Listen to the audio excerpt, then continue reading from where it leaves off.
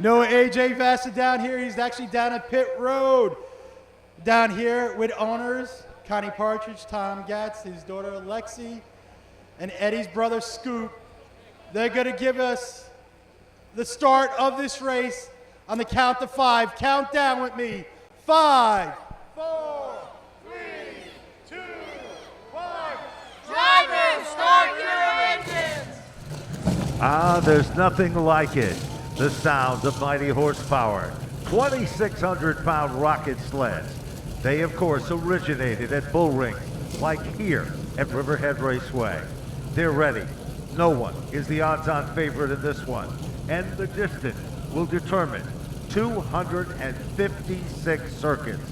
Why, you might say, 256? Well, of course, Eddie Partridge's original car was car 5. The car that he had a tremendous amount of success with, and the last car that he won major events with was the number 6 car. The reason? That, of course, gives us 256 circuits. Now, for those of you watching on Flow, you'll note that this little bull ring, quarter-mile facility, now has an infield pit road. I'm going to tell you a quick story on how and why that is. Eddie Partridge himself wanted to add an element of tire change to the race program. He decided, they did the measuring. Jim Wilson from NASCAR came here and they decided to create their own form of pit road. Tonight, it won't be one tire change, it'll be one per stop, but there'll be 4 tires that the competitors will be allowed to do. The race length is 256 laps. The tire allotment, now of course, 4 tires for the competition here. So we're ready, cars are fired up, the NASCAR officials checking with the drivers to make sure, and spotters are located high atop the grandstand coming off turn number 4. And Ben, you mentioned the tire allotment, no more than 1 tire. You can only change 1 Correct. tire per caution flag, and that certainly factors into the strategy for tonight's racing. It's not like you can just throw rears on or right side tires. You have to figure out which tire you want to change first. And talking to these 19 teams, we had 3 different answers. Yes, we did, and those answers were not consistent at all. One thing they all agreed on, that nobody was going to be able to go the entire distance without changing tires. You look at the backstretch here, there is a beautiful truck. It is a vintage truck, a great story of how Eddie Partridge went to pick up this beautiful truck in Missouri. They came back in one of the worst storms ever, but they restored it and they brought it back to life. If you know Eddie Partridge, you know he loved the glitz and the glamour. He loved top shelf stuff. You know why? He was a top shelf guy. And this truck is a perfect example of his heritage. We have 4 more pace laps, and it's just so great to watch this vehicle pacing the field, headed up by Patrick Emmerling.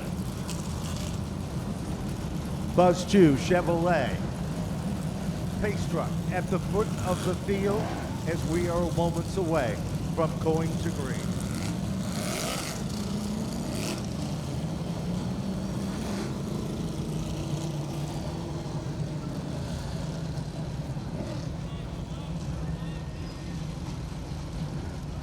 As the field comes off turn number 4. This is the 3rd lap. Now, ladies and gentlemen, when the field of cars comes to the start-finish line, we want you to get up out of your seats, stomp your feet, make some noise, and give them a send-off. This is one of the marquee events of the 2025 season, and headed up by the 66 Peterbilt. Look at that power down the back straightaway with Patrick Emmerling, with Austin Beers to the outside. Justin Bonsignor needs to save his season tonight, and something that comes into this race are bonus points. So by getting the pole, it's basically a wash. None of the drivers who are chasing the championship are going to get the bonus point, but of course getting the win, you get those extra bonus points as well. So you can't just sit back and take second. Austin Beers isn't going to do that. Justin Bonsignor can't do that. The winningest driver in NASCAR Whelen Modified Tour competition will do it from position number 3. So here they come back off turn number 4. once again from the starter's stand, an indication that we are less than 2 circuits on this mighty quarter mile to the start of today's event. $104,000 is up for grab to tonight's event. 19 cars came out in full force as they come off turn 4. On a night where we celebrate Eddie Partridge, Eddie who passed away shortly after celebrating his team's victory at Richmond Raceway with driver Ryan Preece at the wheel of his number 6 modified, which now sits in turn number 3, watching over the field, 19 strong as we get ready to go green next time by. Lights are back on the Buzz Chu Chevrolet Pace truck. Well, the lights come back on, an indication that we are not quite ready to get them fired up. Off turn number 4, lights are back on. Clenched yellow flag from the starter's stand, an indication next time we are going green. Lights out, you can feel the thunder if you're in attendance at Riverhead Raceway on a beautiful Saturday night, or if you're watching on Flow. We're getting ready to turn these drivers loose on the tightest racetrack on the circuit. The Eddie Partridge 256 is underway. Connie Partridge waves the green flag and we're racing.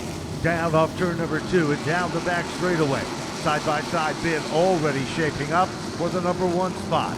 But lap number 1 will go into the record book, and Patrick Emmerling is there. Already challenging on the outside. Here comes Austin Beers, wasting no time at all to get to the front of the field. How about that number 64, the Ron Uhas prepared number 64 down to the inside. Protects the low line because Justin Bonsignor is knocking right there. And how about, no, looks like that's Craig Lutz. Lutz on the outside of the car, number 46. Thought it might be Eric Goodale, who's lost the ground. Goodale back about 3 cars as they work their way down the back straightaway. He falls into the clutches of Kyle Bonsignor. Meanwhile, take a look at what's happening up for the 3rd position. Rim riding to the inside. All of a sudden, they're challenging. Justin Bonsignor making his presence known. Let's move to the outside. 5 cars at the point. 1 car, the leader. It is car number 1. Not sure what happened there, but Justin Bonsignor took advantage of the inside line, and the freight train is starting to roll. I think Austin Beers tried the outside, thought he was going to make a move on Emmerling, but remember, in the springtime, Emmerling had one of the fastest race cars, and I don't want to sound like a broken record saying this, but I would say 80 to 85% of the races we've had this year on the tour, Emmerling has been the fastest car on the track at some point of the race. They've just been snake bitten with a couple of crashes and a mechanical failure. The crashes really weren't of their doing, too. You take those away, and Emmerling would be very much in the championship chase right now. While you're watching this up front, Patrick Emmerling is still the leader of the pack. But Justin Bonsignor is .275 behind the leader. That sets Austin Beers back in the 3rd position, and Craig Lutz is up to 4th. The local hometown kid that was the quickest in time trial, Matt Brody, rounds out the top 5. You're looking at the top 5 coming up already on last automobile.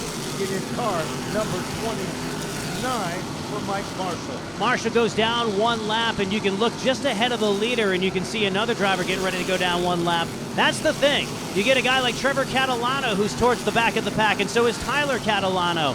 They're going to go down a lap if we stay green, and this kind of looks like it's going to have a green flag run if the first dozen laps are any indication. Everybody minding their P's and Q's early enough. They know lap-wise it's the longest race of the year, but still 64 miles across this quarter-mile facility. Well, the real story here now is the top 6 positions.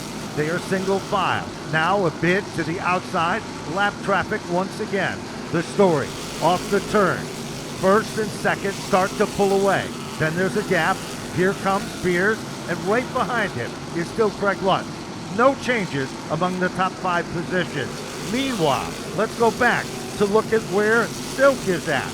He is up to the 8th position behind Kyle Bonsignor as Ken Heggie runs in 9th and Robert Turbridge in 10th. I really like that battle for 2nd spot. Justin Bonsignor had a mirror full of Austin Beers. Beers pulls to the inside. Looks like he's getting off the corner just a little bit better. One thing I noticed on Beers, it's a little early for those rotors to be glowing. Car number 64, he's using all of it right now. Certainly is, and of course, remember, putting a lot of front lake in the car, and that makes things turn. All of a sudden, we've got a car up to the outside wall, and it looks like it is the Turbush machine. No, it's the Mark Stewart car, car number 31. He was running 13th on the racetrack in some pretty heavy contact, not just incidental. I mean, it's pretty bad for car 81. You can see some suspension damage on that race car, so it's going to require some lengthy pit work as the NASCAR official goes over and checks things over. They were really clicking things off. 20 laps into this one. Still, I believe, too early to come in, certainly for tires, because you're going to have to run 236 laps on what you got here. But, talking to drivers like Eric Goodale, he was one of the drivers who said, you know what, I might come a little early because track position's going to be everything, because if there isn't a lot of tire fall off tonight and you get the track position by pitting early, hopefully when you get out back there, you don't get caught in what's usually out back there. It cycles up to you. You end up with the lead, say somewhere around 100, 125 laps into the race. Everybody's going to pass you, and your tires are still good. So there's something to be said for for pitting early here as the wheeling caution lights are on. Wheeling, the official warning lights of NASCAR, trusted to protect first responders. That, of course, the first name, light sirens and safety services used throughout the world. Whelen Engineering. Well, there is a disappointed driver who turned some heads, having a pretty good run. You know, when we talked to Phil Moran earlier in the paddock area, he said one thing: you don't want to get a lap down. He says you can make it up, but unfortunately you'll use up too much of your car. He says you need to have a solid car in the beginning of the race, let that car carry over, and in the final laps of the race, bolt on those tires. Remember, when you put on those feel goods, that's the Hoosier tires, it'll make a difference in everything you see. Car number 3 pulls around to the bottom, and it looks like Tyler Ripkema is heading down on pit road.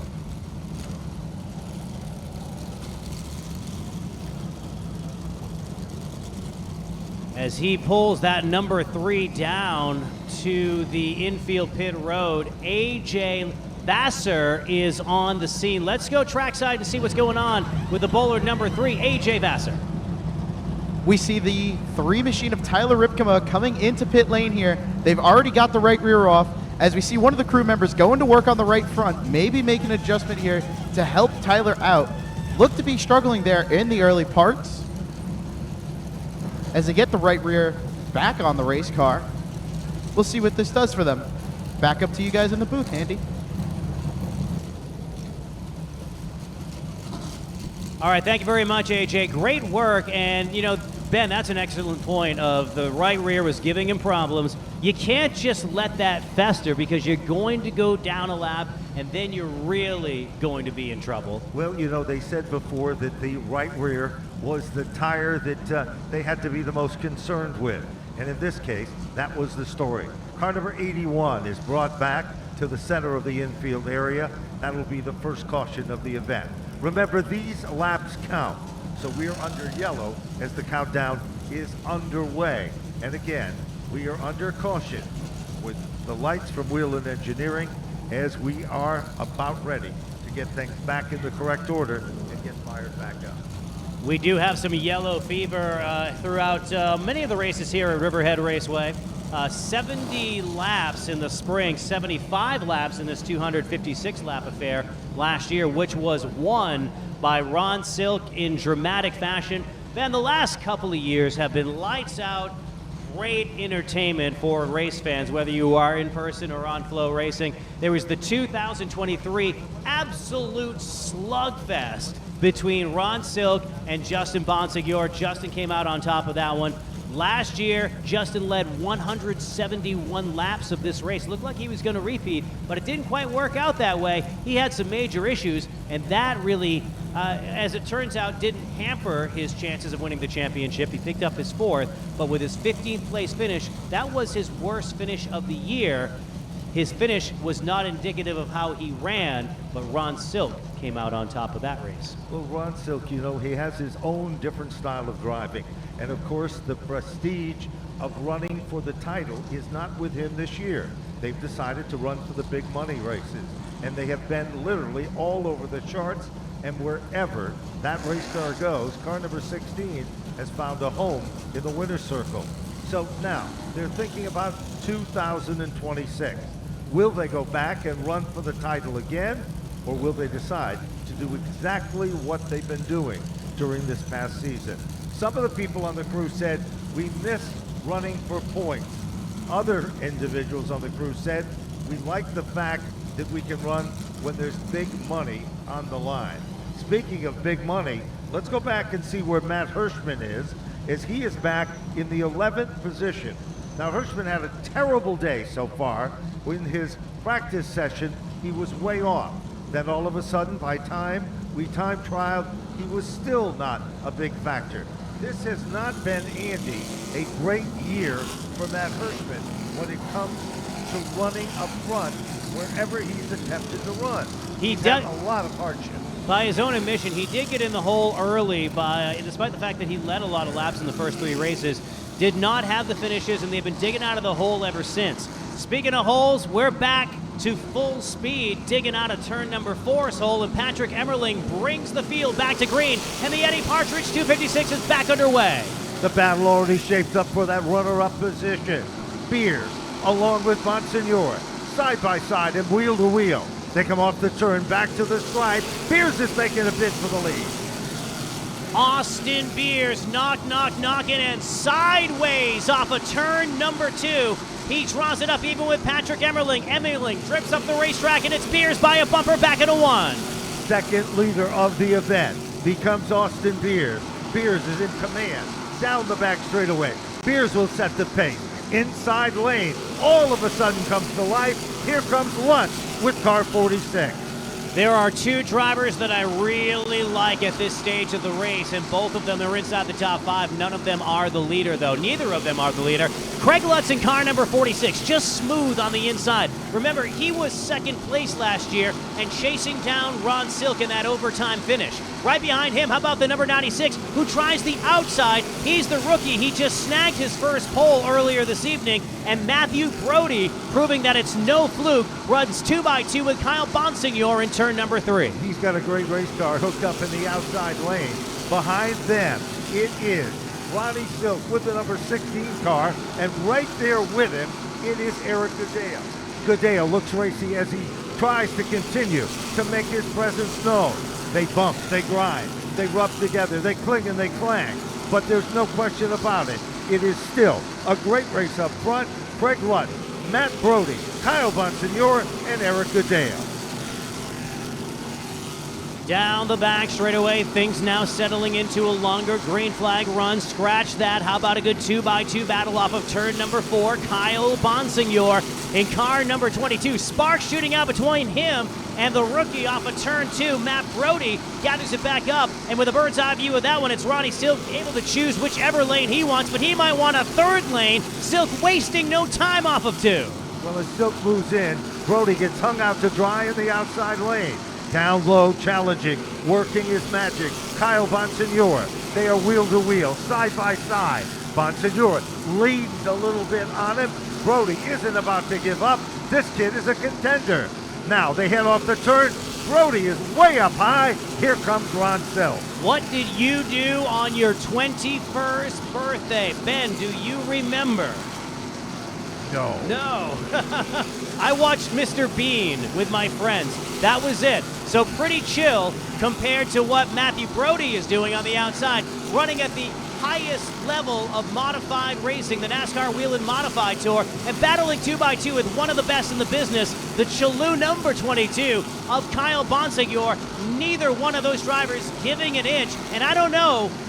I mean, if there's a person that knows if he's burning up his race car or not. Oh, Sparks shooting out. Oh, trouble now. Bonsignor Brody got loose. hanging on. And as he got loose, Bonsignor lost the position, and that opened the door. Now Brody goes way up the hill. Kyle Bonsignor, they are rumbling here at Riverhead. This is going to be a teaching moment for Matthew Brody. He cannot afford these early race dramatics with Kyle Bonsignor running for 6th position. I understand the tensions are high, but you gotta give and take. And for somebody who's used to running 35, 40 lap races, we're at the juncture where this would be crunch time for him. But he has to put his NASCAR Whelen Modified Tour hat on and say, you know what, it's a tour race and it's a long one. I need to chill out here for a little bit. And he finally does so. If he can get, now battling side by side with another one of the locals. He's in the wall. No, that's the 88 in the wall. Roger Turbish gets into it. Goes around, comes off turn number 4, way out wide, makes contact with the wall underneath the start-finish line, bringing out the second caution of the event. 49 circuits up on the board here in the Eddie Partridge 256 from Riverhead Raceway. Heartbreaking situation. Had a strong, solid run going. He was running in the 10th position. Steven Kopsick is up to the 9th spot unofficially. Kyle Bonsignor back in 8th. Eric Goodale is 7th. Matt Brody, who's been turning some heads, is back in the 6th position. Well, the safety equipment is out, and I don't think the fireworks are over for Roger Turbish, who's exiting his vehicle, which is good news that he's able to do it under his own power. But he's already thrown his gloves, and for a driver who has finished in the top 5 in a tour race pretty recently, he was just biding his time, waiting for the race to come to him, and not at all happy with a driver that he runs side by side with week in, week out, Chris Rogers. That was a battle for 10th position, so he was up there. He was, and of course you can see how frustrated he is, literally throwing things and looking at the damage done to the front end of that race car. And his frustration still continues as we are still under yellow, 50 circuits, and we are counting as the machine that sat stranded on the front straightaway that was once contending among the top 10 positions here. And you got to feel that. You got to feel the passion, the anger, the discontent, and every emotion that goes into being on this stage, the highest level of modified racing. And they only do it a few times out of the year. You want to impress the hometown crowd. Turbish had a fast race car, consistently has a fast race car, had a top 5 finish there recently, was biding his time, and certainly doesn't feel like that was of his own doing. So in the moment, certainly cooling down at the back of the Ford Pace truck. Here's the replay. Let's take a look at it. Keep your eyes on it right there. Here's where it happens. Up the hill goes one of the cars. Contact is made. Look at that, Tyler Ripkema. After the fact, watch the 3 car as we come off turn number 4. Here's the situation. Now watch where the 3 car comes in. Keep your eyes on it. And there is the 3 of Tyler Ripkema squeaking between the wall one more time. And the damaged car. Goes down to the inside, and Rogers below the lip.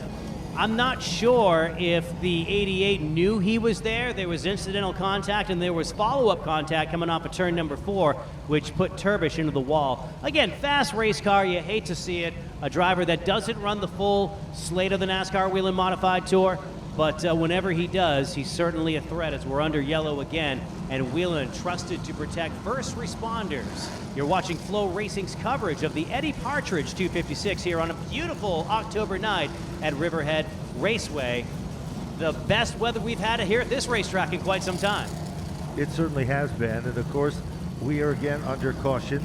We have been pretty much caution-free, and it looks like we have a parade of cars that are anticipating to move down on pit road. Now AJ is down there, as we will see if we have any takers. Once they open up pit road, let's see what's going to happen. It looks like Tyler Ripkema's number 3 car is looking, and no, stays out pit road. Apparently not open at this particular point.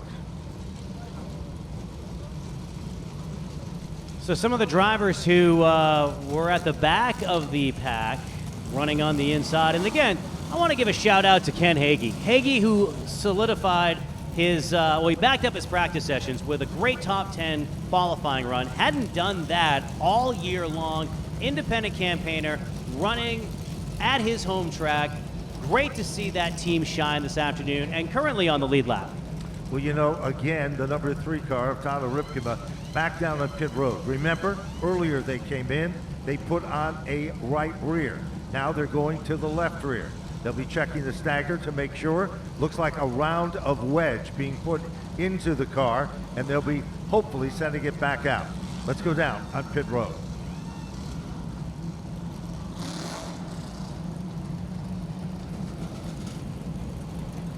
So the car jacked up there in the back. They're working on the left rear for Tyler Ripkema's ride, and a guy who, you know, has been at the top of the world the last 2 weeks of the NASCAR Whelen Modified Tour, peels off a pit road now. You know, is strong. Picked up a 3rd place finish in this race 1 year ago. This marks the year anniversary of this team working together. They had raced with Jake Johnson and a couple of other drivers part-time. And I know that over the course of the last few years, they've cycled in, the bowlers have cycled in a couple of different drivers. At their core, they want to compete week in and week out with the same driver, have the same notebook, be able to build that. And I think they've really found something by combining Tyler Ripkema's family team with their expertise in the bowler number 3 back to victory lane at New Hampshire Motor Speedway for the first time in years. That was a great moment. But it's been an entire year that these guys have been working together. You know, it's confidence. It's so important, and the dynamics of running a good race team. That bowler operation, no matter who sat behind the wheel, they've had tremendous success. You know, you talk about over the years in history, drivers like Jerry Marquis drove the number 3 car. And of course, in addition to all of that, even Eric Beers, the father of Austin Beers, has sat behind the wheel of car number 3. There's so much history and the evolution of racing itself in modified competition. So far, nobody has been able to, well, put their mark on when to run hard, when to be consistent. They're just riding it out. And we are now 56 laps complete with 200 circuits to go. 2 cautions so far in this, the Eddie Partridge 256. You know, it's very easy to say smooth like silk. We've done it ad nauseum. How about stealth like silk? For the first 50 laps of this race, Ron Silk is inside the top 10, but I think he's a driver he's certainly not burning up his tires. He's not showing what he has. He's staying with the pack. He's clicking off a couple of positions here and there. He was right behind that great battle with Kyle Bonsignor and the rookie Matt Brody. But just outside the top 5, he looks like he is ready to shine. The defending winner, don't count him out. Stealth towards the back of the Here we go. Pack, yeah. Field is doubled up, 2 by 2. They're set to go back to green flag competition. Austin Beers, remember the story of the point. He is setting in second, a small margin. Meanwhile, Bonsignor is waiting in the wings. Here comes Emmerling, 2-time winner this season. Off the turn, it is still Austin Beers, running the bottom of the racetrack like he is running on rails. Bonsignor is there. Trouble now, down the back straightaway. We've got the 00 car. That's Chris Rogers making contact with the right front. And how ironic is this, that the Riverhead guys have had their share of bad luck so far. As car number 00, he was able to scuff the wall with the right front, but able to drive away some way and somehow. Well, it seems like they've had experience hitting the wall here, so maybe they know exactly where to hit it. I don't know. But 00, he was involved with Roger Turbish, and Rogers himself crossed up on the wall. You can see the long tire marks on the backstretch as he's side by side with car number 96, Matthew Brody, who I think has cooled down after that battle with Kyle Bonsignor. One thing I noticed about Austin Beers on that restart, and it's something fairly consistent here at Riverhead, I went back and watched the last few years of racing, and the driver that starts on the inside that has a tendency to spin the tires on a restart. Yeah. That could be costly come around lap number 250, lap 256, when everyone's tires will be completely worn out by that. Well, Sly Zabin is the crew chief along with Ronnie Uhout on the number 64 car. He has been a notable gentleman with a lot of success. He has won titles on the Whelen Modified Tour. Titles with people like, well, Ryan Preece. And of course, the list goes on and on. A lot of great drivers have driven under the conditions of Sly Zabin. And Ronnie Uhouse, he was the original driver of the 64. He was injured in an accident in New Hampshire. He comes back to turn the wrenches and create magic of his own. This is very important. Murphy, who owns the race team, for this race team to have the success that they deserve. They've had so many different drivers, but it is a young driver that comes from Northampton, Pennsylvania, that has created the most magic in the quickest period of time. So it looks like that the jack's going to go down on Chris Rogers, 00. Quick pit stop from him. Not sure if he's going to come back in again. Certainly not going to lose any track position by doing so.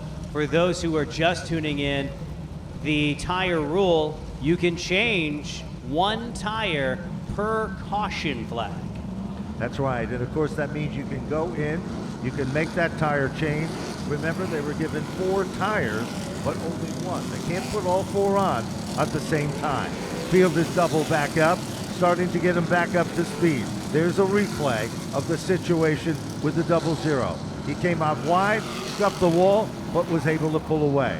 Rinse and repeat. What's it going to be off turn number 4 as the checker is a long way away, but the green is right there for the start. Justin Bonsignor wasting no time, tries the inside and then his tire tracks his car 16. That's Ronnie Silk. They'll try it again as Beers drifts up the racetrack just a little bit. The only driver on the inside who didn't spin his tires was Justin Bonsignor. Justin having to not only race for the lead, but race for the driver, or race for the driver that he's chasing for the championship. So a couple of different masters he needs to serve with that number 51. Emmerling just tested the waters, tried to make the move on the outside. It didn't work, it didn't stick. Bonsignor is there. Here comes Lutz. Lutz has a nice run in the outside lane. Lutz is there. Bonsignor bid for the 3rd position. Still remaining Austin Beers. Off the turn they come. Emmerling back to 2nd. Here is Bonsignor and Lutz side by side for 3rd. There is nobody who's working the bottom side better than Justin Bonsignor right now, but he drifts up the racetrack just a little bit. A quarter of a track, quarter of a groove. That's all it was going to take for Ron Silk to make some noise on the inside, and he has to worry about Craig Lutz up on top, and here comes Patrick Emmerling knocking on the door, trying to retake the lead back into turn 1. Emmerling sucked it in, they touched. They came into contact, but just as they made that contact, let's go back and look at that 3rd position. It is Bonsignor now forcing his presence to the inside of Lutz. Side by side, there is Ron Silk moved into your picture. Silk also right there to try to contend. Kyle Bonsignor is there. Battle is for 3rd. Standings does not matter, or standing does not matter for Ronnie Silk in car number 16. Silk, who does not have a point lead to protect, does not have to race for bonus points, just going for trophies. And tonight he's racing for a trophy in honor of someone who delivered, or he helped deliver a championship to back in 2011 when he was running for Eddie Partridge, that storied race team. One of Silk's 2 championships came under Eddie, so it was extremely emotional for him to win this race last year. He said, you know what, they're all special, but there's something about this. A guy who's going for his 30th NASCAR Whelen Modified Tour win tonight. That's Ron Silk in the Silver 16. Right in front of a great side-by-side battle that picks up again with the 96 and the 22. It's Bonsignor on the inside. Bonsignor continues to work the magic. Back up front, you're looking at Emmerling. Can reel in on the back bumper of Austin Beers, but that's all he can do. He can get close, but in no striking distance. We've got a caution. Looks like that might be Eric Goodale in car number 58, pointing the wrong way. Goodale, a former winner of this race back in 2014, running a limited schedule this year. He has run a lot of the larger tracks. Matter of fact, the only New Hampshire race that he ran this year was New Hampshire Motor Speedway. He's been spending time with his family. Mason had picked up a number of wins this year in the Bandoleros right here at Riverhead. So Eric putting on a different hat this year. And he said, sometimes when we run multiple Bandoleros, it's more stressful than bringing the tour car to a tour race. You know, you can understand that. And he is an outstanding individual, a former athlete when he was in school, and of course, a big sports fan. He'll pull to the inside, car number 58. We'll see what's going to happen here as Eric Goodale. Eric Goodale let his presence be known years back at an event called the Battle of the Beach, where they literally turned the backstretch of Daytona into an oval. But at the end of the event, it was Eric Goodale who became a household name. That was then. Meanwhile, Bonsignor also looks to the bottom of the racetrack, and we're not sure what's happening here as the field is again. I think he just misjudged pit Yes, road. It looked like I he think was you're right. going someplace that he realized, oh yeah, we're not going there right now. Stays on the inside, does not come to pit road this time as the Whelen lights stay on. Whelen trusted to protect first responders. This would be caution number 3. We had 7 caution flags, caution 4. We've had 7 caution flags last year, 8 the previous year, and both Bonsignors getting ready for the green for pit road action. Well, here they come. They're heading down on pit road. Justin Bonsignor and Kyle Bonsignor. Watch the action, those of you watching on Flow. The Ryan Stone prepared race car. They're working it down to the pits now. You can see on your screen Justin Bonsignor going into the pit area, and our trackside guy is AJ Vassar. AJ, take it away. We see the 51 of Justin Bonsignor pulling into the pits here. As we see the team getting to work on the race car, they're going to put a new right rear on this race car. Already got the right rear back on. Jack's dropped, and he's going to take off, stop there for a second. They're going to pull him back into the pit stop. Maybe a problem here for the left rear of Justin Bonsignor. Back up to you guys in the boots. Well, apparently a slip up there because the 51 was dropped down on the jack. It looked to start to pull away when all of a sudden it stopped, and it said stopped as we see it. Apparently, now one of the crew members looking and checking the sway bar on the right front, but still the 51 of Bonsignor now finally pulls away. That's indicative, and I think a microcosm of their season. They have been fast everywhere they've gone, but there's just something missing in about 80 to 90% of their races this year, and I don't think anybody on the team can put their finger on it because it isn't just one little thing. It's just freakish little things that have happened to that team that wouldn't happen in years past.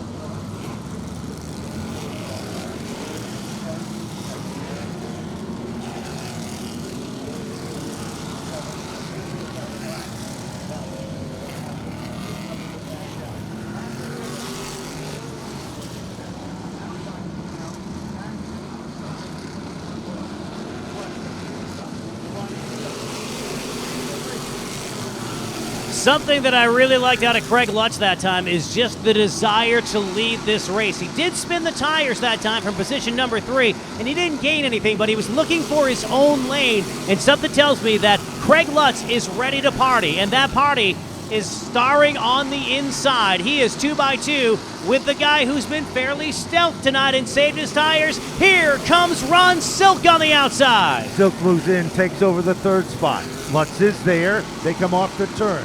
Ron Silk is up to 3rd. He started just out of the top 10.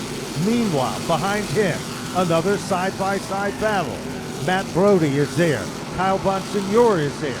There's good racing wherever you look. Back up front, Austin Beers still in command. There's one driver who's really got his season back on track this evening, and that is Steven Kopsick in car number 21. They have had a nightmare August, a terrible September, and now showing signs of how they were breaking through earlier this year where they had 2 runner-up finishes in the first 5 races. Steven Kopsick has, what a save by the 21. Unbelievable cars. Hirschman's in the wall, and that started with Kopsick 40 degrees sideways on a quarter-mile racetrack full song. Well, the elite number 60, his 150th start, all of a sudden he finds himself able to pull away. Believe it or not, you can see the right side tires on the number 60 car. They have literally been, of course, slammed the outside wall, and of course, as Andy had pointed out, it was Steven Kopsick who perhaps pulled off the Timex timely move of the event. That was near drifting. That was quite a save, and I'm sure we're going to see it on replay here before too long because it was right on camera. Now, Matt Hirschman dives onto pit road. No big surprise here for the PD number 60. Tough break there, of course. They have had their share of problems. Oh. And it looks like... Did he misjudge pit road, or yes, was that... it does look like... Here, looking at the replay here. They were 3 wide, almost 4 wide. Matt Hirschman had no place to go. Look at the 21, sideways, a 4-wheel drift. Hirschman gets on the brakes, and then there was some contact made. Now, one Right thing that there with happened him. just outside of your camera was Matt Hirschman, it looked like he was pulling down pit road, but it would have been before or behind the wall, and that looked like it was a misjudgment because he did hit reverse and pull it down to the pits. You know, interestingly, we were looking at the replay. It appeared that Lutz tried to avoid the situation. He made contact with Hirschman, and the end result was Hirschman being wedged to the outside wall. They're looking at the right front suspension on the number 60 car, and it looks like maybe the damage is a little bit more severe. Tough way, 150 sparks. AJ is down there now. Alrighty, we see the 60 of Matt Hirschman in pit lane. The team under the hood of that 60, looking into the front suspension of that race car. Clear right front damage to this 60 of Matt Hirschman. Team in there with lights and wrenches trying to get that thing back together and get Matt Hirschman back out here on the racetrack. In the meantime, back up to you guys in the booth. One guy who's not happy with his race car is Justin Bonsignor. AJ, you might be a busy guy because here comes car number 51, the Phoenix Communications number 51, and you're the man on the scene. AJ Vassar, what do you see? We now see the 51 of Justin Bonsignor back into pit lane. They were having some problems earlier with that left rear tire. Now they're going to go change the left rear tire. We see them drop the jack, and he fires off and away after that pit stop, while the 60 of Matt Hirschman still sits here motionless in pit road. In other words, back up to you guys in the booth. Well, they continue to work on the right front on the Matt Hirschman machine. Interestingly enough, the Bonsignor car, they put on a right rear the first time they came in. Remember, the car came off the jack, and all of a sudden they started to go. Then they stopped. This time, they checked the left rear. They did have a tire to go on the left rear, but they chose not to put it on. Different strategy for different teams, and we'll reset the field for you. Meanwhile, these laps continue to tick away. Austin Beers has led the majority of the laps so far. Patrick Emmerling, early leader, sets in second. Ron Silk up to the 3rd position. Steven Kopsick in the wild 4-wheel slide will be in the 4th spot.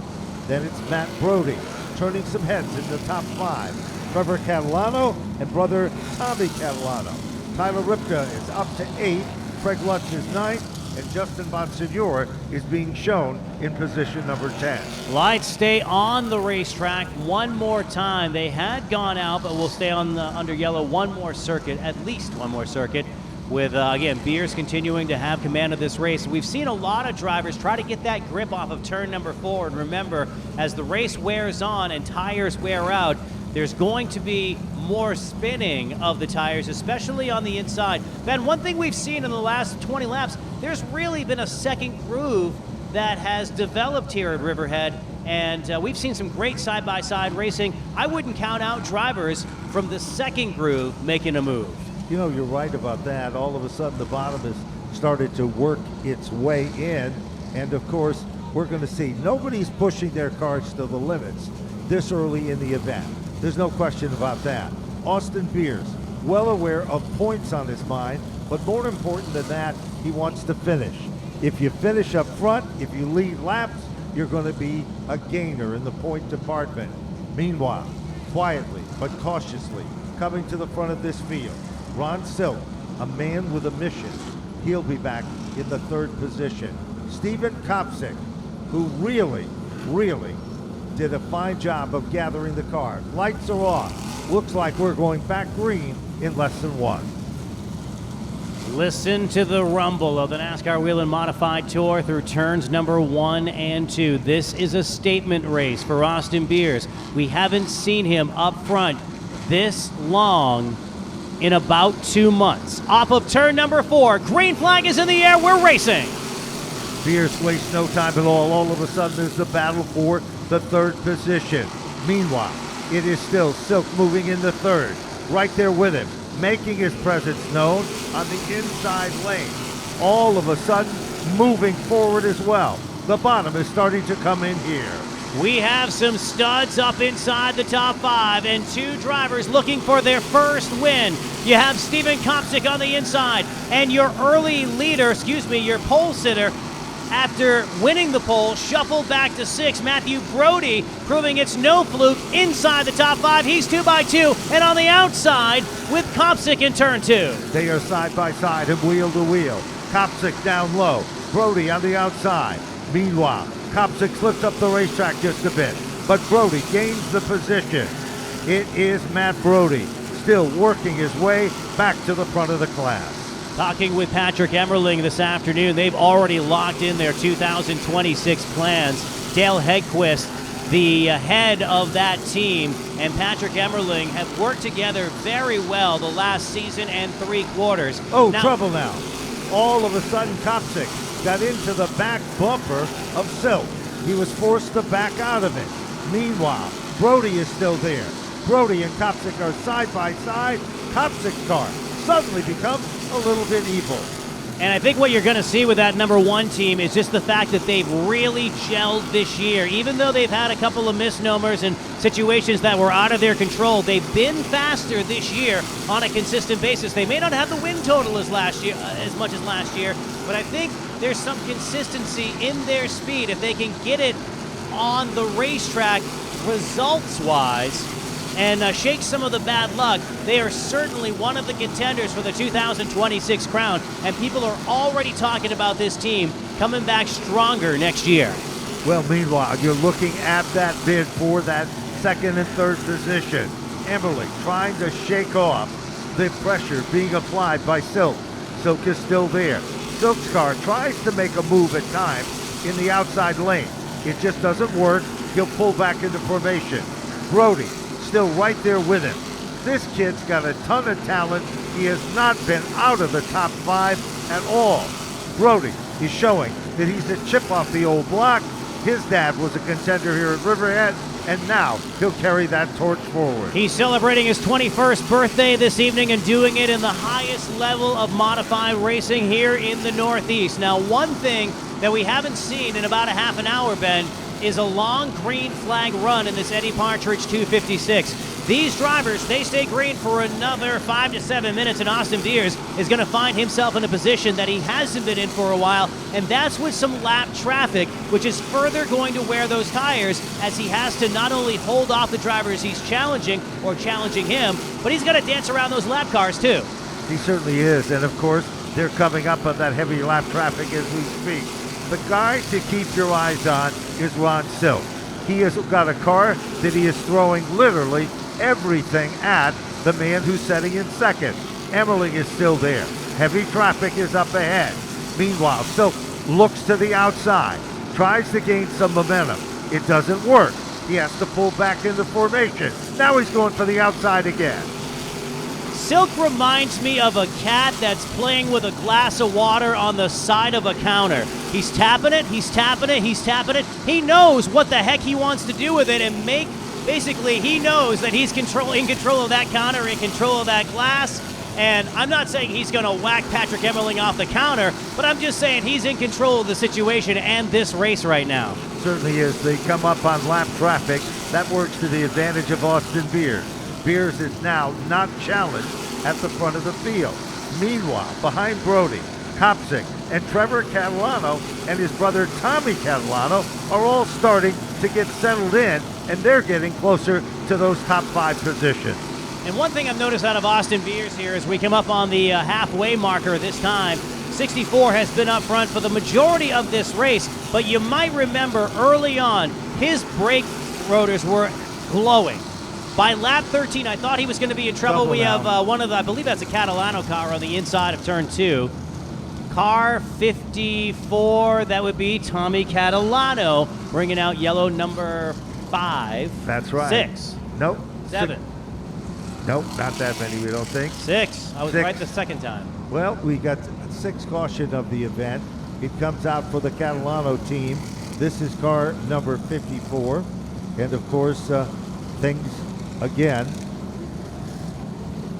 bringing out a caution. And this is going to get where it's going to get interesting. We are now just past or close at the halfway point in this event.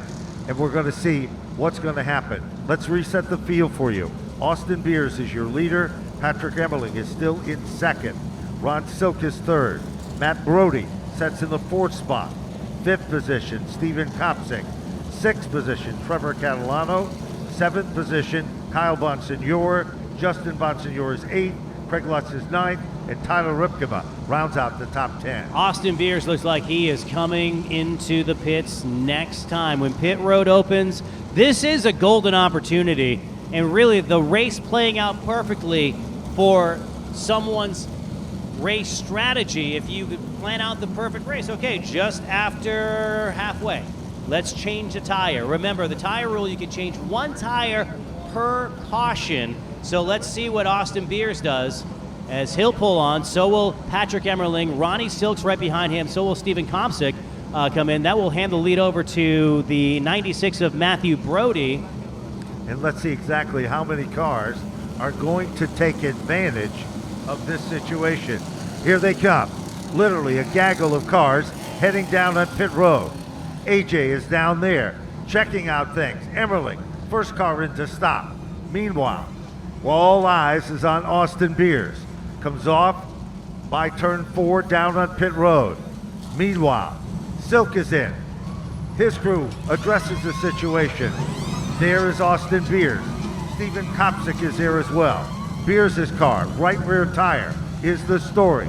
Right rear comes off, new right rear goes on. Meanwhile, check the tire pressures on the left side.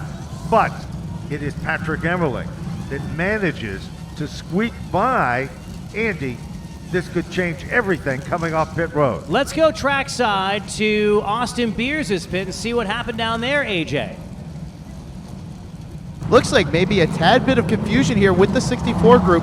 They had to go right back to the left rear there. They changed the right rear on the 64 machine, and then we're making adjustments on the left side on that left rear tire. But they've gotten the 64 back out there. He's looking strong so far. Can he hold the rest of the field off? In the meantime, back up to you guys in the booth. Trackside or track position is at a premium as the laps wind down. We're in the middle stages of the Eddie Partridge 256 at Riverhead Raceway. And a driver who has already changed 2 tires is now up inside the top 5 again. That's going to be Justin Bonsignor. Earlier in the evening, we talked to these crew chiefs, and they said, you know what? Sometimes you're just going to have to come and get your tires early and roll the dice. If there isn't a lot of fall off in the tire, I'm coming early, I'm getting the tires, and make them go around me. Well, the real story here is not just that. It is simply the points you're looking at. Justin Bonsignore, second in the points. Remember, he was just 7 points back going into today's event. Then all of a sudden, right there, behind him is Austin Beers. And what about the number 96 car? For this youngster, this is a great opportunity for him. Meanwhile, down on pit road, Tyler Ripkema. They have the hood off from car number 3. Yeah, that is a tough break, and it's indicative of what we've seen, or consistent with what we've seen with this 3 team.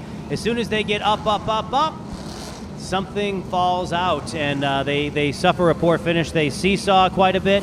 Looking at the flow replay there, you see Tommy Catalano with Kyle Bonsignor right next to him. Just looks like he went around in turn number 2. One more time, here's the replay, and maybe a little contact midway between 1 and 2. Sure did look like there might have been a minor touch, and that's all it took to spin things around. So car number 96 is the leader of the event.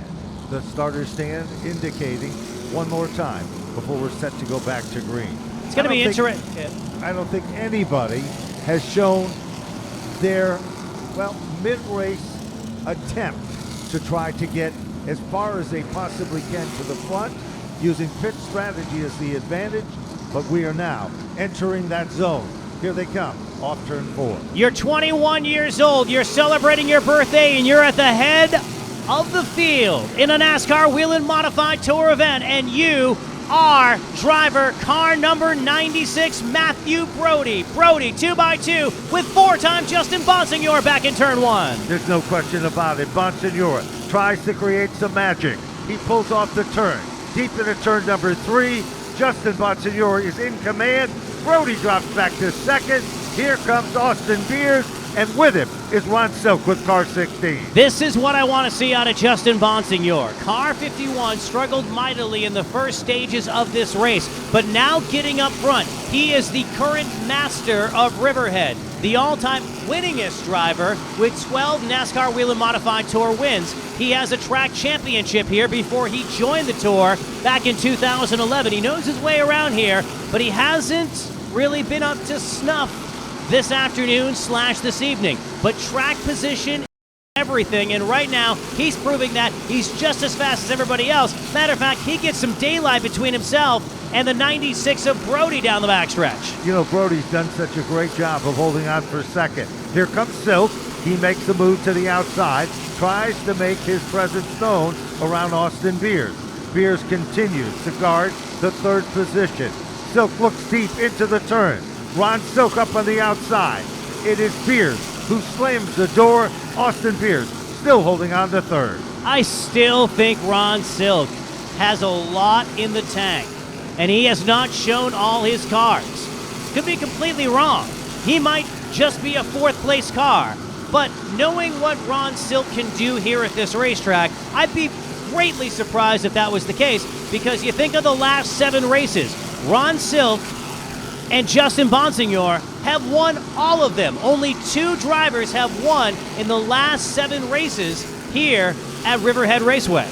Well, things still start to settle in just a bit. Silk is still trying every type of a move to make the transition. He tries the outside, looks there, now tries to make it happen. It just doesn't work. Down into turn 1. He'll settle back in. Here comes Austin Beers. He now moves in. Brody is there. Beers to the bottom. They touch. Coming off the turn. Pull back into formation.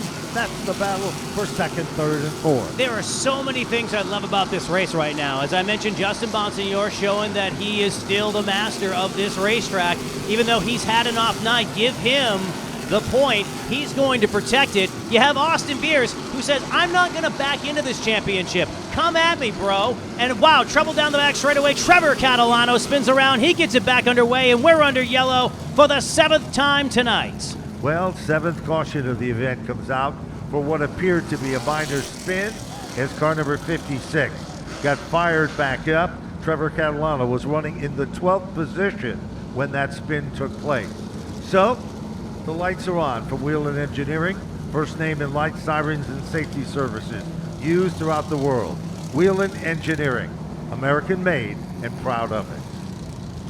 Well, the Catalanos have not had a great night here at Riverhead. We have spoken a few times about how it's a love-hate relationship with that family and this racetrack. And, of course, they are from New York, but I wouldn't say polar opposite of the state, but asking Tommy today, hey, so I know that you're from New York and we're racing in New York, but Long Island seems like a different vibe than where you're from, huh? He says, yeah, we come down here, it's like a big New York City. Because when they say, oh, you're from New York, and it's kind of like when someone says, oh, you're from Maine, and they assume it's Portland. I'm like, no, and I have to explain the rest of Maine that isn't Portland, Maine. Same idea if you're from New York. Now, they're from Ontario, New York, up around the Oswego area, and that's a much different land than what we're seeing here in the New York metropolitan area. So even though it's the same state, completely different vibe altogether. Certainly is. Looks like we've got more action about to take place on pit road. And again, this is where things are going to get kind of interesting. And let's see what's going to happen. Will he make the dive down? And no, they stay out. Nobody is coming down on pit road at this point, still under yellow.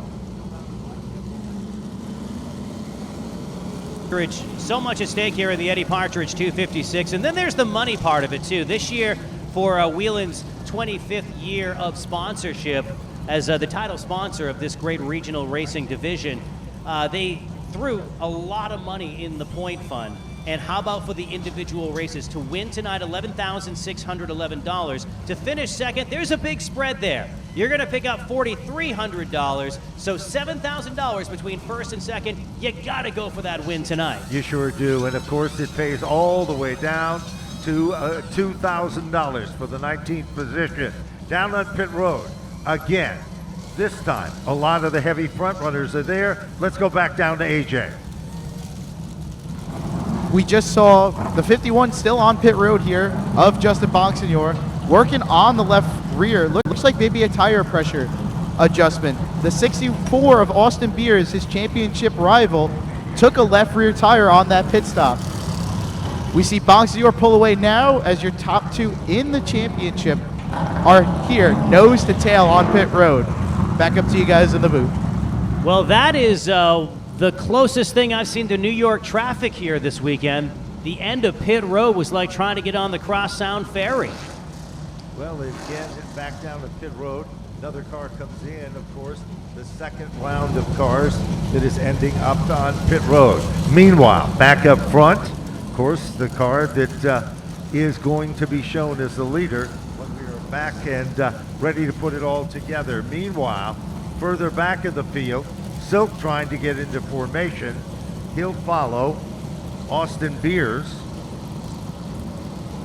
As Andy pointed out, there literally was a traffic jam trying to get off from pit road.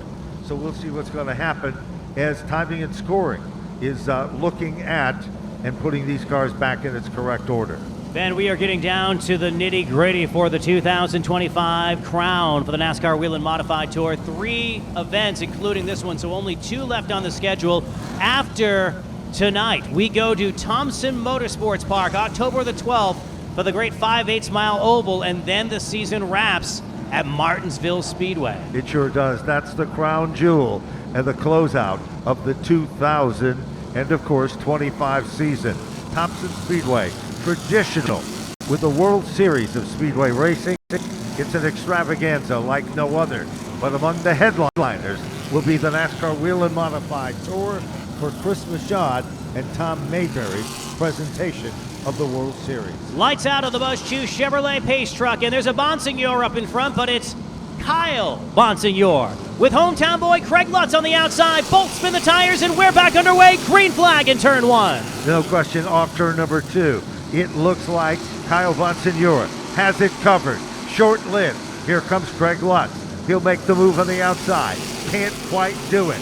Pulls back in the line. He'll run in the tire tracks off turn 2. Craig Lutz wants this race bad. On the outside, tried the crossover move within inches of drilling the back end of Kyle Bonsignor, but that's a good heads-up veteran move. Someone with less experience would have gotten into the back of the number 22 and caused all sorts of calamity. But make no mistake, the 46 is here and ready to race. A 2-time winner this year. They could be a 3-time winner here tonight, and it would be Lutz's winningest season in the NASCAR Whelen Modified Tour. He's just 1 position away from getting closer to that stat. Now remember, his victories came on the bigger racetrack. But tonight, home turf, not far from where he lives, he's looking to do it. He'll move to the inside, puts the entire car down there. Look a little farther back to the right of your screen. You have Justin Bonsignor, who has moved in to take over the 4th position. Austin Beers now shown in position number 5 as Tommy Catalano. We left him out there for a while. Car 54 is up among the top 3. And just like Monadnock, he used pit strategy to get up there, but once he was able to get inside the top 5, Tommy wasn't going anywhere. Tomcat clawed to the lead, to the side of Patrick Emmerling with 2 laps to go, and in a dramatic finish, picked up his only NASCAR Whelen Modified Tour win. He runs in position number 3. People forget Tommy Catalano has a top 5 here at Riverhead, so he can get around tonight. If he's not getting around the racetrack, he's getting around the racetrack. by running in the top 5, but he's got tire tracks full of Justin Bonsignor in his rearview mirror. Well, the car that sets in command of the event also has tasted the sweets of victory in 2025. Cam McDermott prepares the automobile for this team. Meanwhile, look at Bonsignor. He is all over the back bumper of Tommy Catalano. Catalano has got a mirror full of Bonsignor. They come back off the turn. Bottom of turn number 2 to the inside. Here comes Justin Bonsignor. Going, gone. Justin Bonsignor picked up the spot.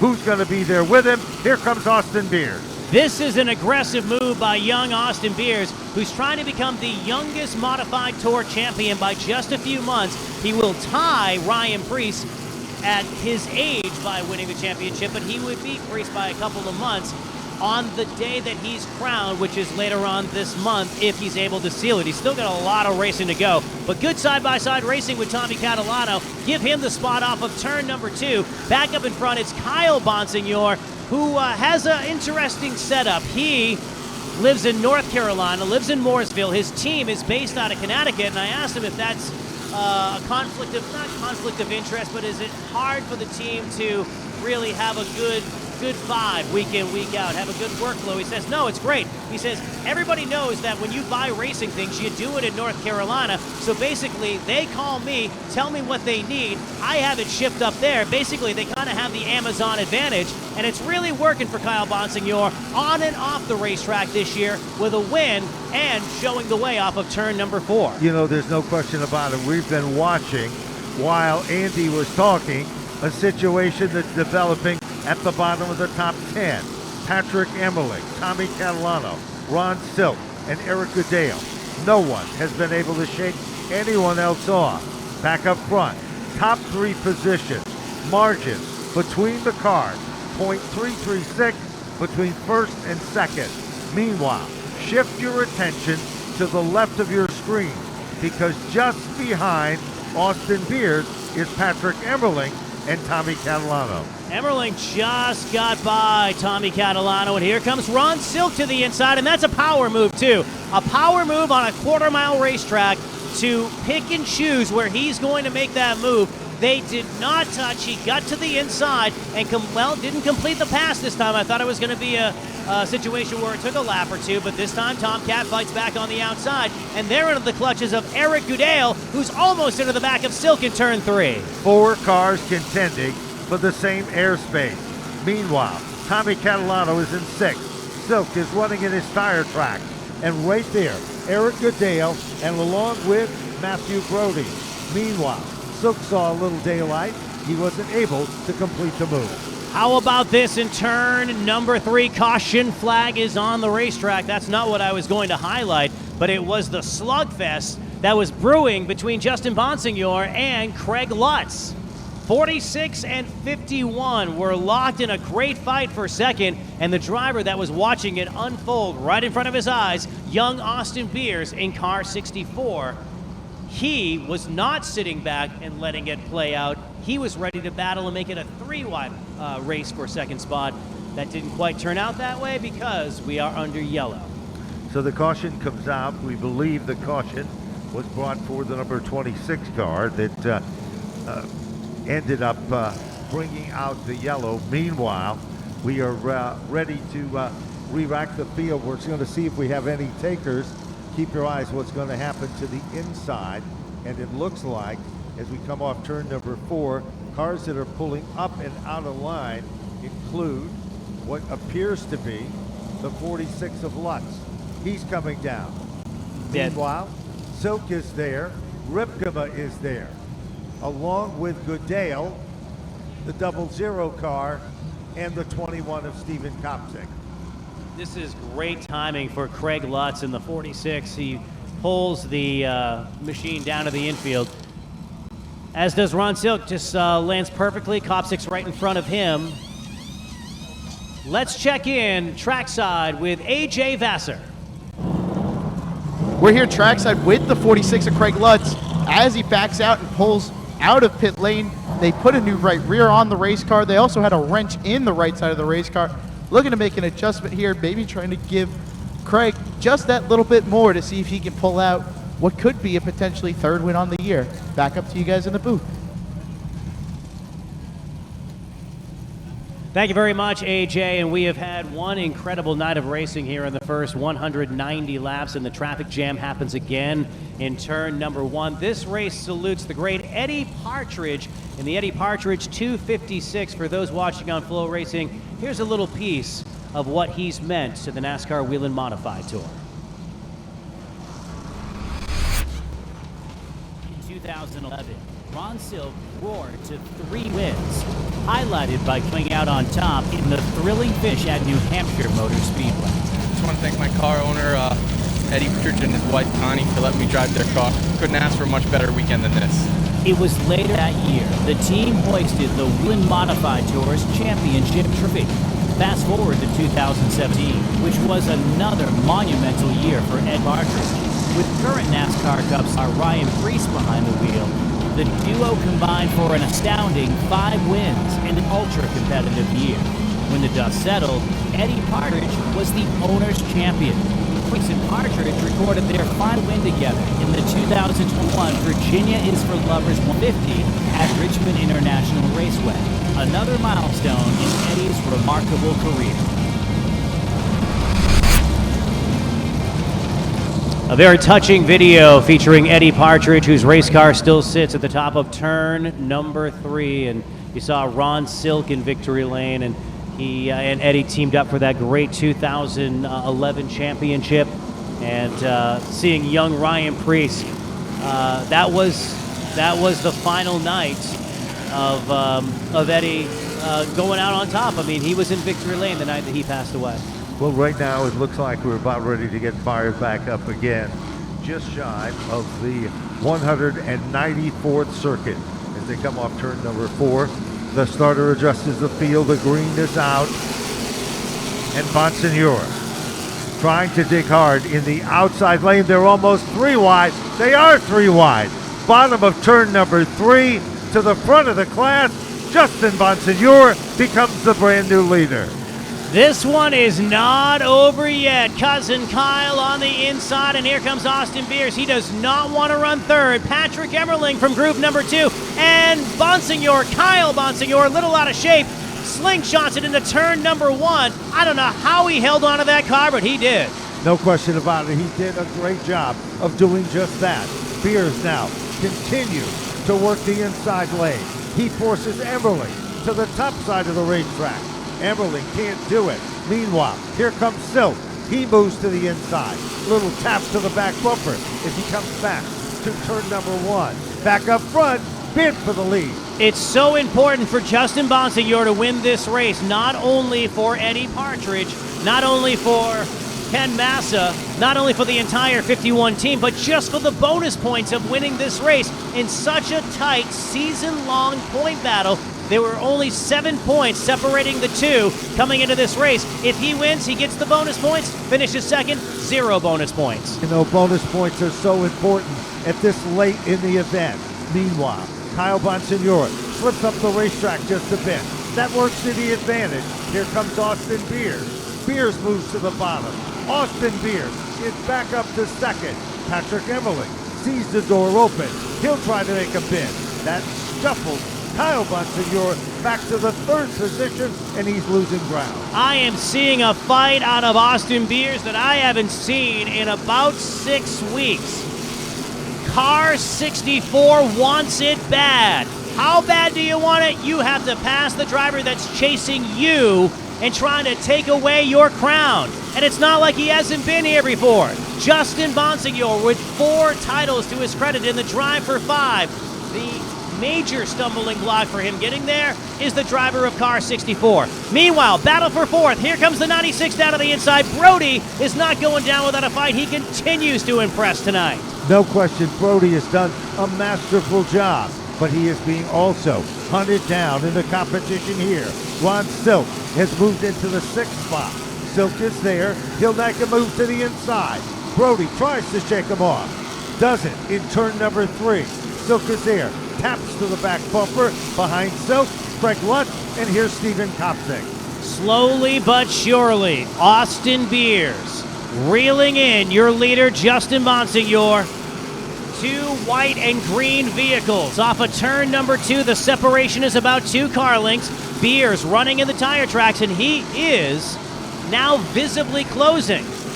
If momentum is anything, and sometimes it's everything, Austin Beers has it off of turn number 2. He's right there. He certainly is. He continues to reel him in. .459. Here they come off the turn. Beers continues to line up with the back eye beam bumper in front of him. That, of course, on the 51, Justin Bonsignor. Beers tries and looks to the outside. It doesn't work. Bonsignor still guards the spot. How bad do you want it? Beers, 64. Now starting to prey on Bonsignor, whose tires might be wearing out. Remember, he changed his tires earlier in the race than other drivers due to the situation that he was in. The hand was dealt, and now 64, contact turn 4. They touch coming off the turn. Contact is made. That upsets things just a bit, but Bonsignor doesn't get rattled easily. Meanwhile, here he comes again, all over the back bumper. Can't quite do it yet, but Austin Beers is going to go down as a contender right to the wire in this event. Remember what happened in 2023. It was Justin Bonsignor with a huge shot to Ron Silk, and then Silk re-delivered the message. They went at each other for about 20 laps or so, and now the new player in the field is Austin Beers, who now goes to the outside. He's going to try to do it the hard way in turn number 2. Austin Beers goes to the outside lane, gets pinched off just a bit. Bonsignor guards the inside lane. Up the hill he goes. Bonsignor shuts the door, but Beers refuses to give up. And now the crossover as he comes back in the line. Austin Beers dive bombs down to the inside. They touch. Bonsignor is sideways, and Beers becomes the leader. And if you think that's the end of it, keep your eyes glued on your screen. We still have 36 laps to go. This is not a 250-lap race. It's 256, and I think they're going to use all 256 to decide this race with lap traffic ahead, and one of them is going to be Matt Hirschman.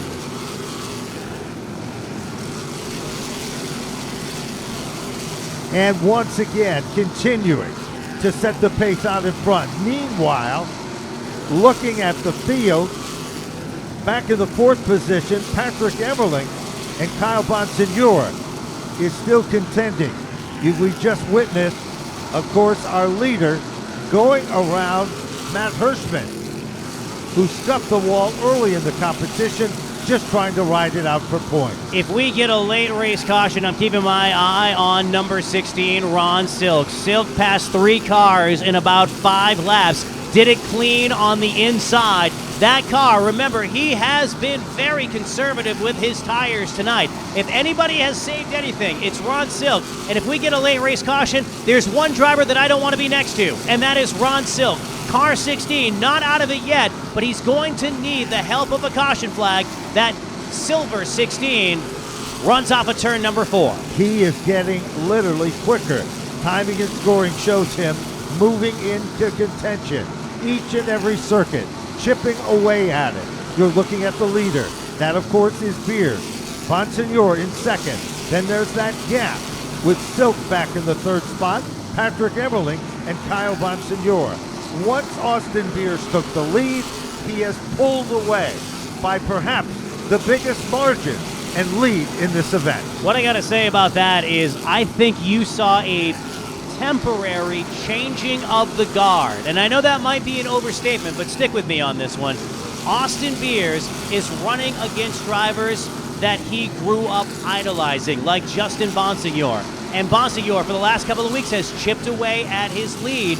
And I'm not sure if there are any sort of head games that are happening between those 2 drivers, but it looked like Austin might have been off a tick mentally over the last couple of weeks. And sometimes, and I'm not saying Justin's a bully by any stretch of the imagination, but figuratively, what's the best way to get rid of a bully? You got to stand up to him. So I think there was something to be said for not only Austin Beers closing in and making a pass on the lead, but the racing nudge out of the way. This is my championship. I want this. And he goes after it back into turn 1. You know, right now we're witnessing lap traffic as the leaders come up in the competition here. They work their magic continually. Meanwhile, still in command, you're looking at Austin Beers. He comes up on another lapped automobile. These lap cars are working to his advantage, putting a margin between him and Justin Bonsignore. Beers doing a masterful job off of turn number 2, has opened up about a 7-car length advantage. Matt Hirschman has pulled it to the infield. What a tough night in his 150th start, spread across 19 seasons on the NASCAR Whelen Modified Tour. He's had a great career, continues to have it. He's one of the 40 greatest drivers along with his father, Tony, but tonight certainly not his night. So again, things is settling in pretty much at the point. Meanwhile, back in the top 5, Patrick Emmerling in the 4th spot behind Silk.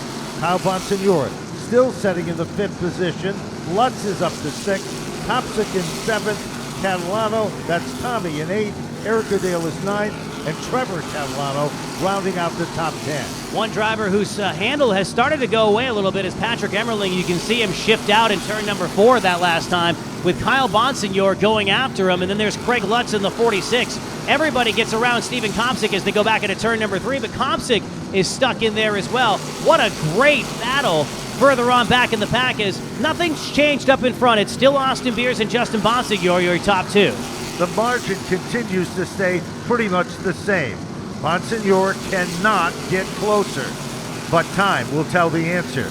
Heavy traffic up ahead, but Austin Beers continues to lead by .802.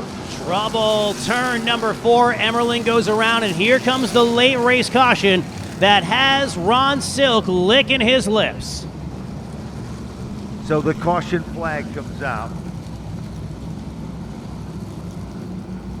And it's going to be a race wait to the checker, and you called it best.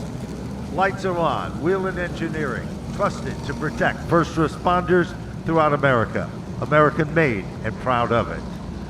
The NASCAR Whelen Modified Tour has lived up to its reputation here at Riverhead Raceway.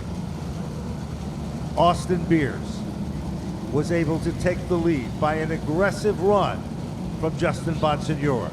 You can see the back end of the automobile. They played for keeps in that one, and of course, the end result is still yet to come. Ronnie Silk in striking distance, and Andy, you were right. Silk might be the smartest guy in the house. As the old theory, the guy in 3rd might have the best advantage. The guy who won this race in a green-white checkered last year still has yet to lead a lap tonight. But again, he didn't lead the most laps last year when he won. He only led, I believe, 60-some-odd laps. So he will restart 3rd. But I cannot stress enough on the run that Austin Beers had. I think it's, however the rest of the season plays out, if he in fact becomes the newest NASCAR Whelen Modified Tour champion, he needed a run like this to put a period on the sentence of a title run. So there we're looking at a replay of the number 1 car of Patrick Emmerling. Goes into the turn, back end snaps around.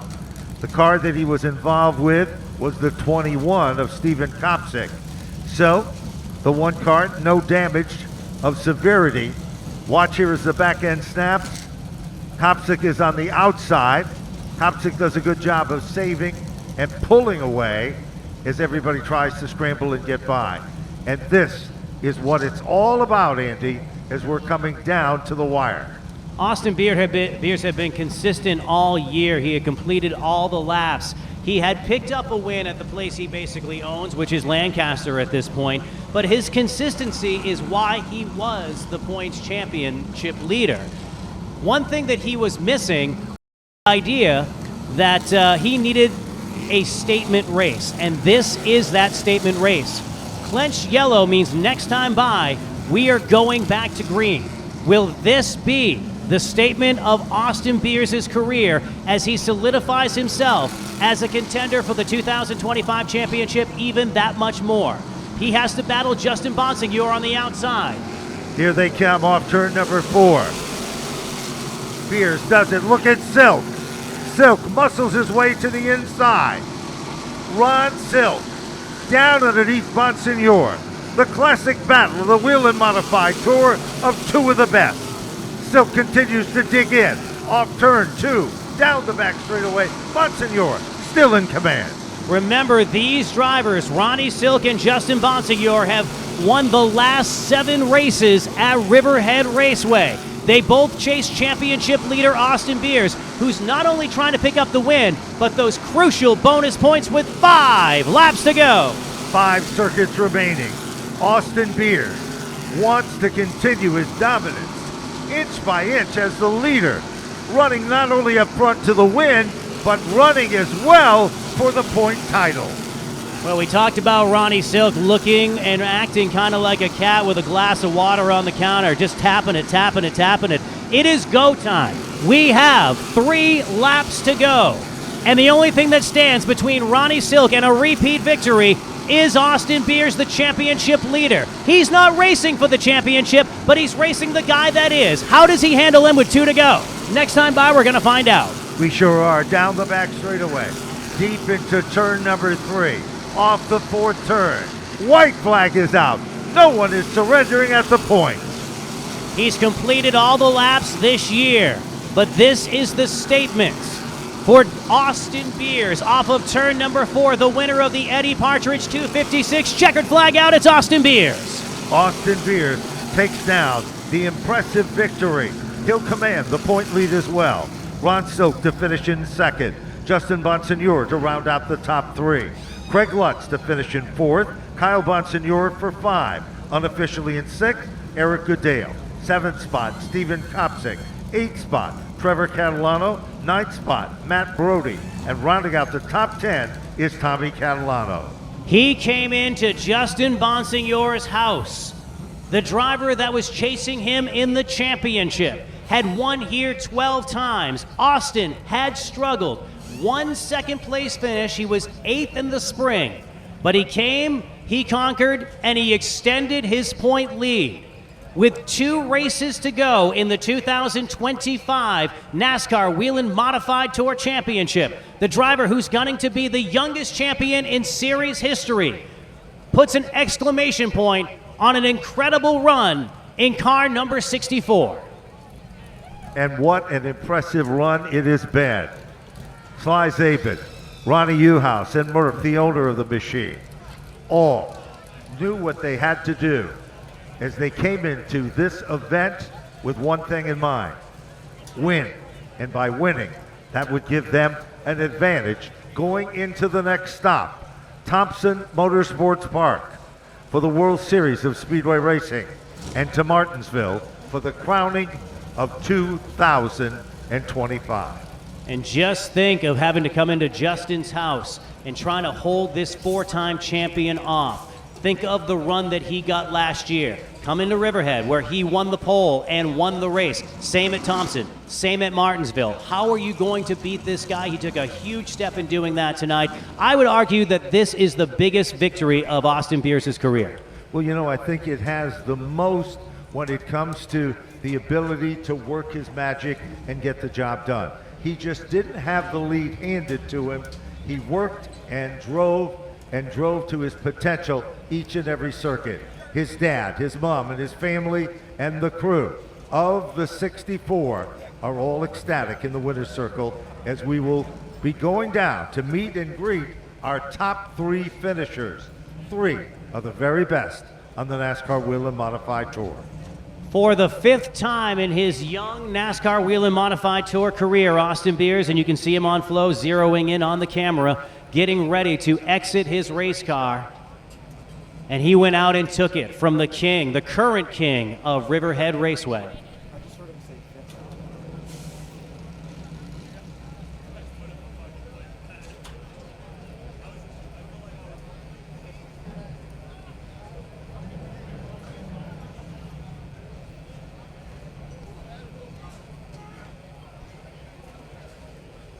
He's getting the congratulations from NASCAR Whelen Modified Tour officials, the hats going on. And when he gets out of the race car, ladies and gentlemen, let him hear it.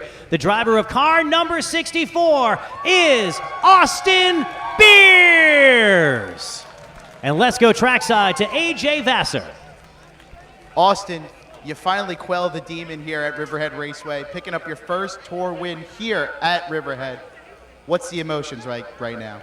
Relief. We struggled really bad at New Hampshire. Just kind of lost a lot of confidence in myself, really. And this team just had a badass race car. We kind of struggled in practice there, but they did a hell of a job working on it. Had a good pitch strategy. We're just able to get the car to rotate in the center really good there through that last long run, and able to pick off Justin and then held him off for the restart. But just can't thank Mike and Maggie Murphy enough for allowing me to run their race car, and we're just having a hell of a year. Sly, Ron, my dad, everybody that works on this crew, they never give up, and I'm going to never give up on them. Righty, well, overall, we know you're chasing history, trying to become the youngest Tour Modified champion in NASCAR history. What does a night like tonight overall do for you in your mind and your chances? Oh, this is big. This is a track where we kind of struggled. We've had good runs here, but we've had bad runs here. But this gives us confidence going into Thompson. Patted the points lead a little bit there. We just got to keep doing what we're doing. We've just been consistent all year, and this win's definitely going to help us. Righty, well, congratulations, Austin. Back up to you guys in the booth. Thank you very much. Congratulations to Austin Beers winning at Riverhead Raceway. His first victory here after a second place just 1 year ago, 8th in the springtime, and certainly extending that point lead right in front of the Eddie Partridge 66 Peterbilt. We're going to hear from second and third place as well in what's been an incredible night of racing. 256 laps, which just simply clicked off very quickly. As you can see, Justin Bonsignor headed towards our headed towards down towards. Oh yeah, okay. So let's go down trackside with AJ Vassar again. We've got one more thing to do here real quick with our race winner in Austin Beers. Of course, the Hoosier Tire Draw. Austin, it's your pick here. Reaches into the bucket. What does he draw? Draws a 17. Andy, guys, who wins the Hoosier Tire Draw? We're going to have to look that one up for you, but it's going to be a pretty great nice little bonus for the driver who finished 17th. Now with the tree in Victory Lane, the palm tree, which is significant of Eddie Partridge and the Partridge family. It looks like we're down trackside with AJ, who has Ronnie Silk. We're here with tonight's second place finisher in the Eddie Partridge 256 with Ron Silk. Ron, a very strong car there at the end of the race, just coming up one spot short. Yeah, good car. I don't know, the race was weird this year with the one tire per stop. It's just, no one knows what to do to their car taking one tire at a time. We got this nice pit road here, and we do modified live pit stops. But congratulations to the 64. It was a great win for them. It was a good run for us. Would have loved to get one spot better for Eddie, but second's not bad, and we'll try again next time. Righty, well, that's your second place finisher, and Ron Silk. Back up to you guys in the booth. All right, thank you very much, AJ, as he goes and finds Justin Bonsignor real quick, who is still very much in this title fight with 2 races left to go in the season. August 12th at Thompson Motorsport Park. The next race, Ben, that's in your backyard. That's going to be an incredible dogfight right down to the wire. Certainly is, and you won't want to miss it. We invite you all to come out and see it because it is just the final northern stop of the Whelen Modified Tour at Thompson Raceway Park. It's coming up for the World Series, a spectacular event, and of course, then it'll be on to Martinsville. And I don't think this is going to be over until the final turn of the final lap of 2025. That's how impressive the competition has been. Let's go trackside to AJ one last time with our third place finisher. We're here with your third place finisher in the Eddie Partridge 256, the 51 of Justin Bonsignor. Justin, you led there pretty late, around 40 laps ago, and come home with a P3. Overall, bit disappointing tonight? I mean, you always want to win, especially at home, and but congrats to Austin. They executed really well. They probably had the best car throughout the entire race on all the different gimmicks that we have to jump through here. So it's just so hard to know what the right strategy is going to be, and we short pitted because we weren't too good and got the track position, but it just didn't play out there at the end. We needed it to go green, I guess, in that middle stage a little bit longer, but you know, all in all, pretty good night. I want to thank Phoenix Communications, ClearCom IT Solutions, Fury Race Cars, M3 Technologies, Robbie Yates Engines, all the guys, all the fans for coming out. It was a good crowd here for a tour race. It's great to see our home track packed out, and you know, we're not out of it. We just gotta go win the next two, I guess, and hope he has a little bit of bad luck. But all in all, pretty good night. Just you always want to win at home. Righty, well, thank you, Justin. Back up to you guys in the booth. Thank you very much, AJ. Great job from the trackside all night and also with the local divisions. Ben Dodge, it's been an incredible night of racing. As I mentioned, it's been the statement that Austin Beers has needed to make for the second half of the season to set up the last two races of the year. Certainly has, and of course, this was one of the great short track stops. We hope you've enjoyed the presentation this evening on Flow, and we hope that you'll be joining us. If you can't make it, tune in from Thompson Raceway Park. And this night all about Eddie Partridge, the Eddie Partridge 256 for those who are watching on Flow. Take a look at this great tribute video to the man that we honored here tonight at Riverhead Raceway.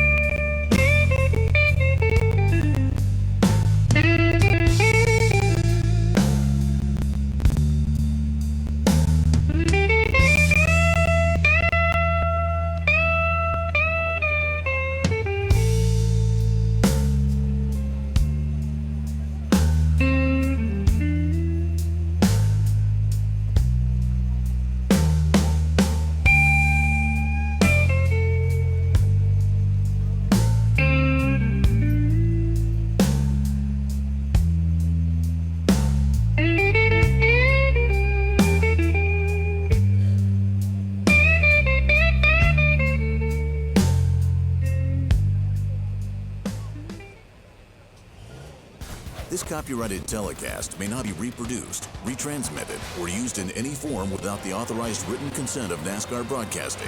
NASCAR would like to thank all of our fans for your support, and we hope you enjoyed today's broadcast.